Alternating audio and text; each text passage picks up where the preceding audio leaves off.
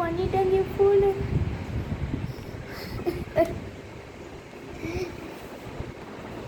ஏமா அழுதுன்னு இருக்கீங்க?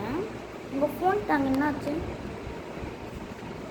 நான் மோனோபோலி டவுன்லோட் பண்ணேன்னா அதில் வந்து என் ஃபோனுக்கு பாஸ்வேர்டு கிடைச்சி ஃபோன் நம்பர் கிடைச்சி பேங்க் அக்கௌண்ட் 0வா இருக்குது. முதல்ல உங்கள் ஃபோனை தாங்க.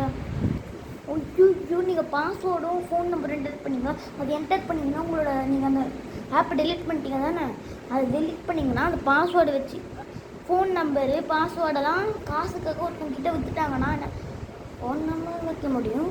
காசுக்காக விற்றுட்டாங்கன்னா உங்களோட பேங்க் அக்கௌண்ட் 0வாக்கிடுவாங்க.